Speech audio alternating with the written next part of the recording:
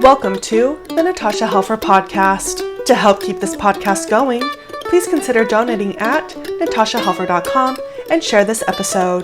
To watch the video of this podcast, you can subscribe to Natasha's channel on YouTube and follow her professional page at Natasha Helfer, LCMFT, CST-S. This podcast addresses many topics around mental health and sexuality. It may not be suitable for minors. Some topics may elicit a trigger or emotional response, so please care for yourself accordingly.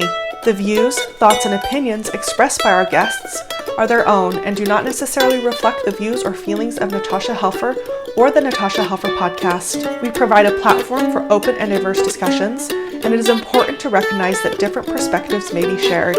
We encourage our listeners to engage in critical thinking and form their own opinions. The intro and outro music for these episodes is by Otter Creek. Thank you for listening.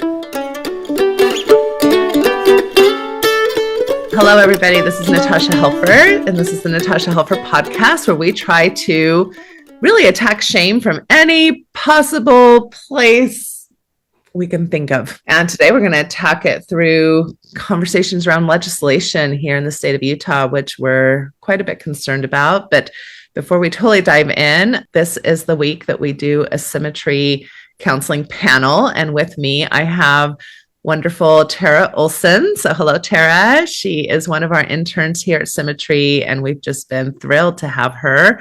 She brings so many wonderful perspectives. She is here in the Salt Lake City area. She's studying at the University of Utah, and she is very aware, both professionally and personally, and also being affected personally and professionally by many things that are happening in the Utah legislature that have just been in the news. Similar things are happening in other states, and we as mental health providers and social justice advocates are highly concerned. So we thought we'd just allow Tara to give you a bit of the lay of the land so you kind of can understand what is happening. And as always, I think many times we get caught up in national politics when local politics are really where the rubber hits the road. And it's so important for us to be involved in local voting, local advocacy, local writing to our representatives and things of that nature. But yeah, having said that, Tara, I think I'm just going to turn the time over to you and have you kind of give us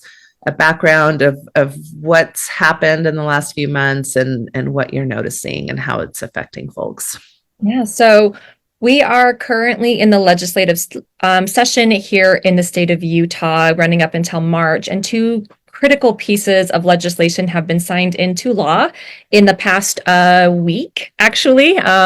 One of them is HB 261. This is the Diversity, Equity, and Inclusion Initiative. This very crucial piece of legislation was signed into law by Governor Spencer Cox. And what it really truly does, it will unravel all diversity programmings across all public education and governments in Utah. So it's one of the most far-reaching measures in the nation.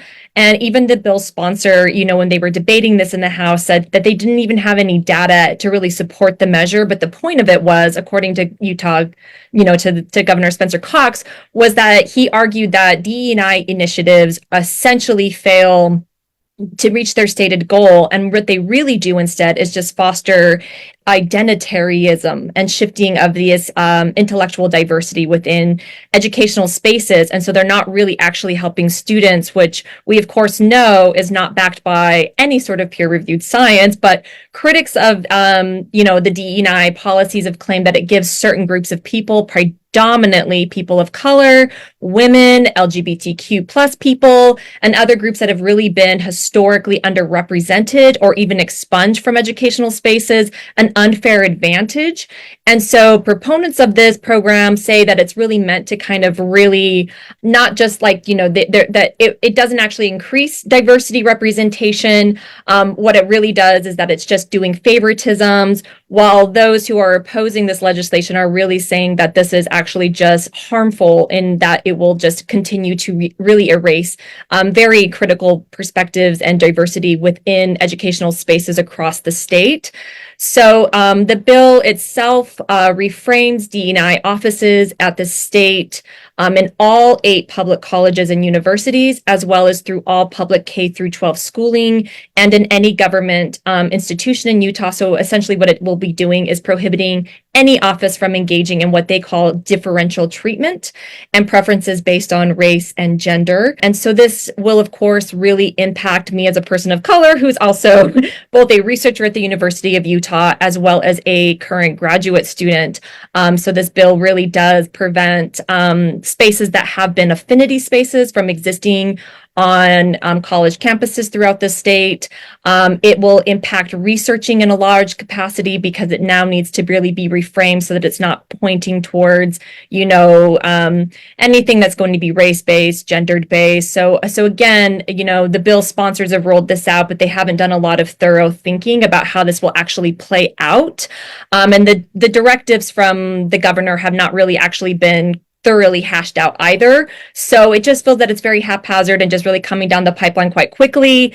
And one of the key components of it that I think is really frightening is that the bill has guidelines that essentially ask that institutions and political issues that all individuals within educational spaces, especially in leadership, have to remain neutral, and it mandates that universities continue to provide student resources, but that offices that are truly dedicated to quote unquote high-risk students will no longer kind of really be able to operate under that guise, and it really does place some restrictive practices.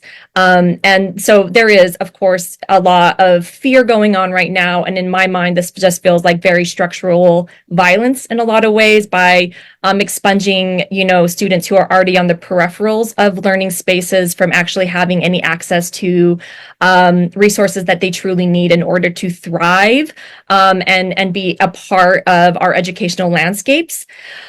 The other bill that came through at the same time was the transgendered bill, also known as HB 257. So this bill was proposed and the public hearing for it was being held at the same time that HB 261, the DE&I, was also being held, meaning that those who were coming to the public hearing had to select. Do you want to support transgendered issues or do you want to support DE&I?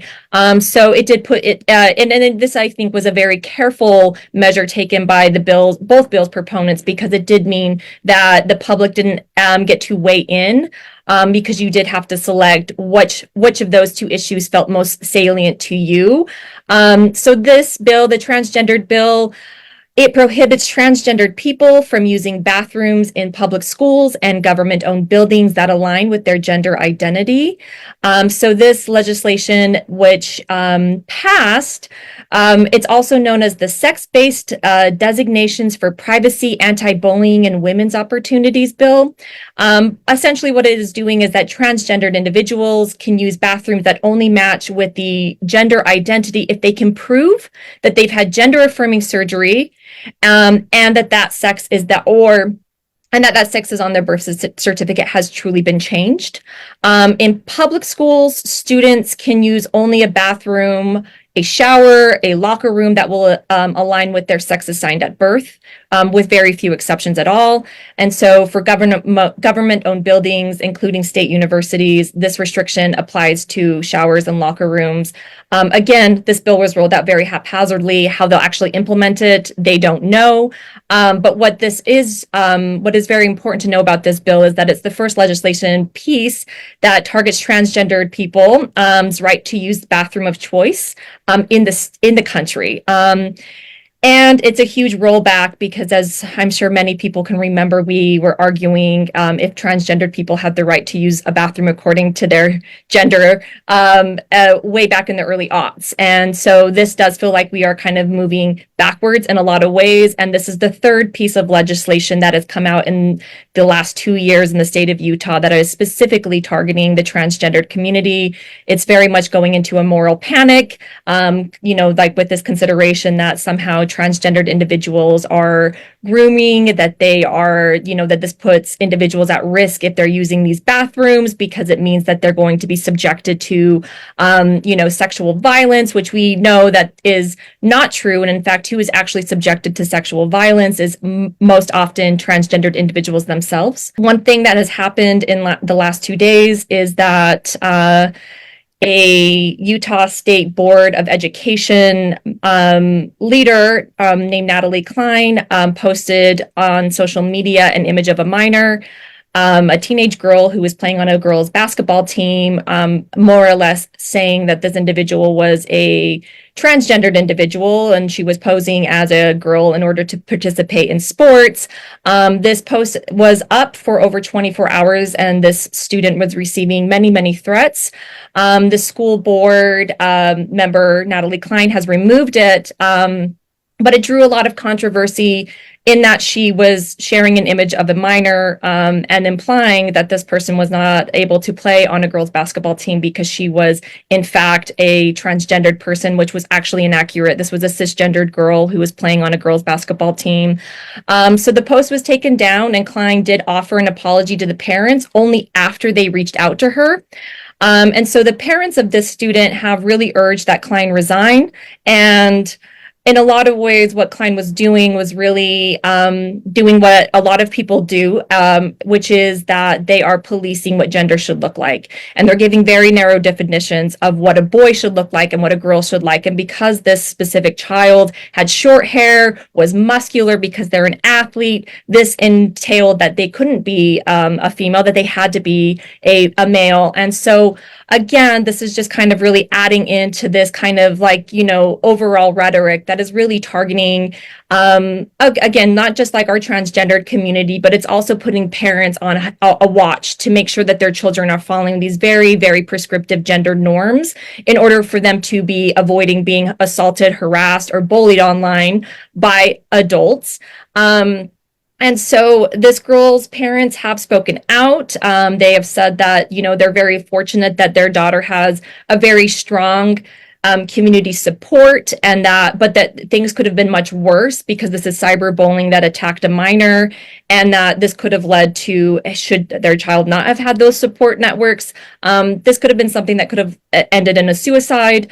And so Klein's statement really does come on this heels of this like record-breaking year of anti-LGBTQ legislation and these enactments of laws that are really targeting this community. And it's and so in a lot of ways, what Klein has done is just kind of, again, adding to this rhetoric that somehow, children, especially our LGBTQ children, are, of course, collateral damage in this political rhetoric. And of course, we know that the outcome of this is that we're just going to see an escalation in this most precious and very, very precarious population feeling that they're being further targeted and feeling less welcomed and inclusive. And this is, of course, just going to be showing up in a lot of ways, especially in our therapeutic spaces, as these are going to be individuals who are already the most vulnerable for mental health issues and suicidal ideation and completed suicide. So I really think that what's going on in the state of Utah is just kind of a reflection of what's going on broadly across the country.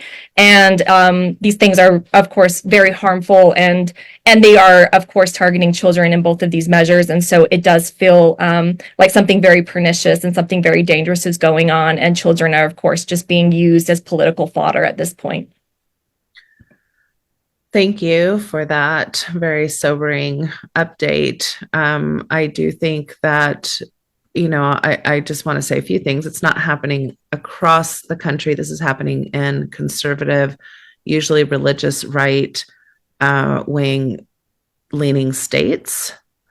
And we cannot really separate religion from politics and understanding how these things can even be happening, which, as you're saying, are not evidence-based. In fact, they're anti-evidence-based. We have so much evidence showing that,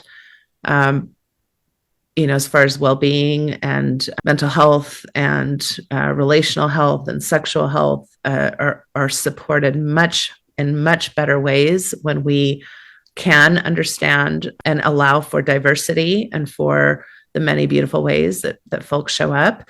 And this is also, from your first report, this just is a very clear way of understanding how there is white privilege and cis white privilege by all means. And this whole kind of, as you explained, the DEI, ideas, it's just like this kind of like all lives matters types of approach, which is such can sound really beautiful when you don't understand the context of the fact that no, all lives have not mattered in this country. That is not our history. That is not where we come from. There are lives that have been marginalized and minimized and incarcerated and treated significantly different than, in particular, white bodies in this country. This is a historic problem we have. And as you can see, us making progress with the Black Lives Matter movements, the Me Too movements, LGBTQ plus movements, there's this constant backlash of those who have the most privilege and obviously the most power in these particular states, that these kinds of very harmful rhetorics get politicized, legalized, and now used to criminalize people. I mean, when I was looking at the gender laws, for example, this story about this cis person being, perceived as trans is a perfect example of how even cis white privileged people will be harmed by these types of things, right? Which is just so fascinating. I mean, I don't know if it makes it better or worse that this young minor was cis or trans, right? And so, because it could have happened either way, and it would have been catastrophic either way for this person to have to deal with this type of bullying. And so interesting that the bill is called anti-bullying, right? For I'm just so aghast. I'm so aghast at what we are seeing, and I know that a lot of times we use language to say things that are.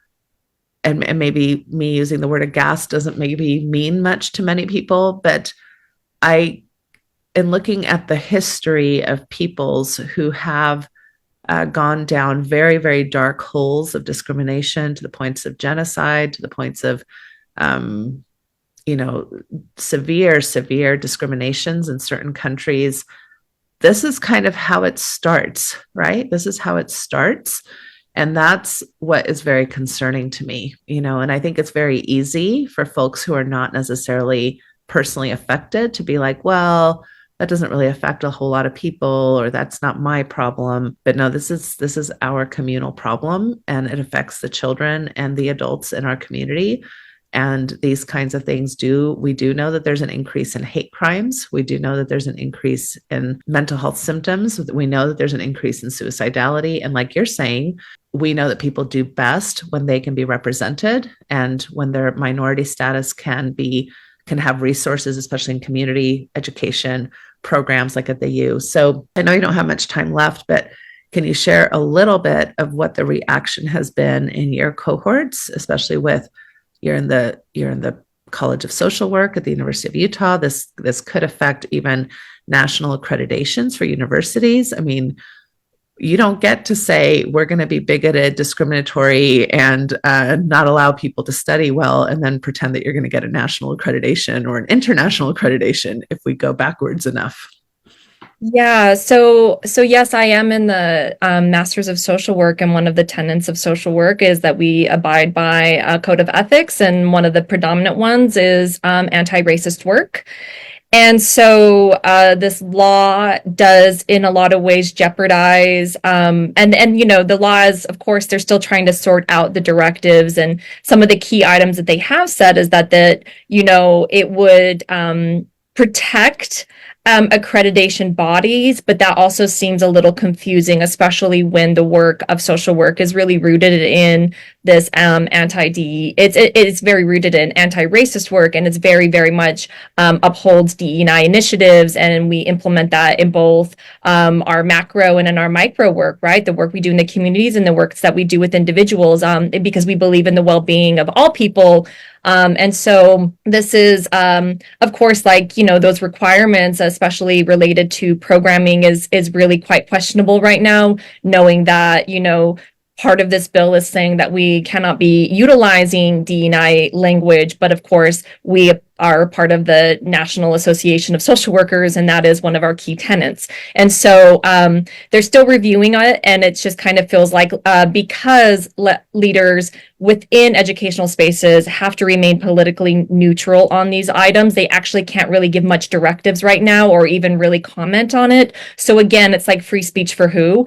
And so there is just, right now a lot of not only just anxiety, there's been just a real feeling of ambiguity and understanding, what how we'll continue to exist within educational spaces. And this does kind of impact not just me personally, but being a person who comes into educational spaces from a multitude of identities, it does feel like parts of me will be very much compartmentalized, if not totally extinguished from those spaces. And the danger of it being that, when you start to remove diverse perspectives and diverse lived experiences, it does actually impact education for everybody, because it means that you don't get to actually have dialogue, or you don't get to have the elevated experience of connection. It just means that people start to kind of operate within very siloed and narrow intellectual lenses. So this is a real danger. And it also, again, is just kind of like another layer in some of the things that, minoritized individuals are already working against when they're trying to access, not just education, but also just trying to have any sort of visibility within, predominantly academic worlds, which have been historically sources of disenfranchisements for communities, especially communities of color, based on research that really does try to go from a deficit model and impose people as being inherently wrong, inherently dysfunctional. And so knowing that, these have been, the white ivory tower has been a source of disenfranchisement, this is just, of course, adding to that history in a really new way. And so it does feel like we are moving backwards and that is, of course, like very troubling, especially as a person who is really dedicated to my scholarship and advocacy work, especially related to DE&I. Thank you, Tara. I know you need to go. You have clients at the top of the hour, so I will let you go. But thank you so much for giving us that report. And I'll just finish up some thoughts. If you need to leave, that's fine. But I do want to just say that this is so important in regards to those of us who do have cis white privilege. We have got to start using our voices and our voting power. I have family members who refuse to live in this state at this point due to these discriminations, and I don't blame them. I do think that this is really a moment of high alert, and that we cannot let or allow certain, voices that have really politicized so many aspects of just personal identity win. We just really can't. This really is, I think, a pivotal moment in the history of the United States. And I guess I would just call on many of you to either educate yourselves on these topics, to not just go with the rhetoric of fear-based thinking, and to also speak up politically and put your votes out there. This is really, really important, and people's lives depend upon it. So again, from a mental health and a social justice perspective, most of us who are also in the field have very similar concerns. And I'll just say one last thing. If you're with a mental health clinician who does not have these concerns, that goes back to an issue that I've been talking about for decades, where there are many clinicians and researchers who actually do have a religious leaning, who oftentimes when you're hearing supposed research or pseudoscience backed up by folks, they usually have a religious inclination or leaning to them and are doing unethical work as far as the overall field is concerned. And we have to be really, really careful about that. So this is the time to not just fall into echo chambers. This is definitely the time to educate yourselves. Our children depend on it. Our community depends on it. Thank you so much. Thank you for listening to the Natasha Helfer Podcast. To help keep this podcast going, please consider donating at natashahelfer.com and share this episode. To watch the video of this podcast, you can subscribe to Natasha's channel on YouTube and follow her professional page at Natasha Helfer, LCMFT, CST-S. You can find all her cool resources at natashahelfer.com. The views, thoughts, and opinions expressed by our guests are their own and do not necessarily reflect the views or feelings of Natasha Helfer or the Natasha Helfer Podcast. We provide a platform for open and diverse discussions and it is important to recognize that different perspectives may be shared. We encourage our listeners to engage in critical thinking and form their own opinions. The intro and outro music for these episodes are by Otter Creek. Thank you for listening.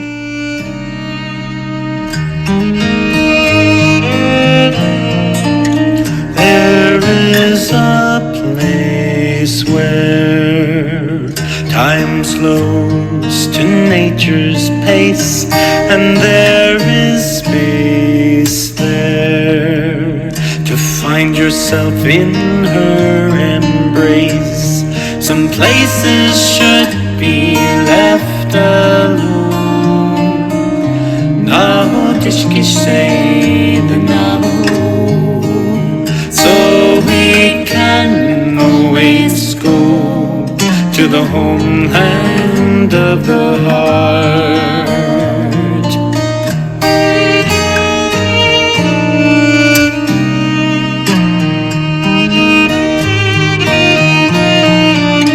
10,000 years of our human history etched on her canyon walls, alongside Earth's mysteries. Some places should be left alone. Nahotishkishe the Navajo, so we can always go to the homeland of the heart, to the homeland of the heart.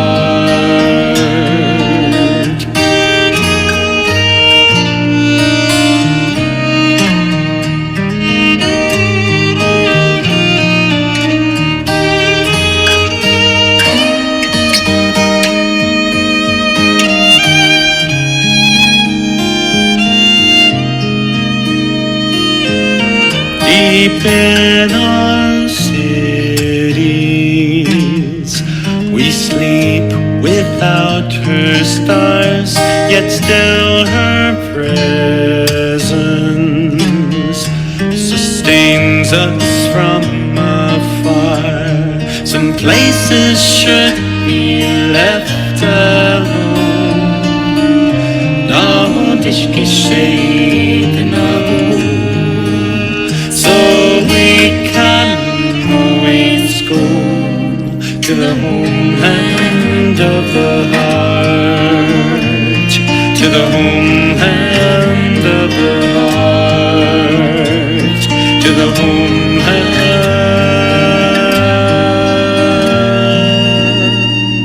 of the heart.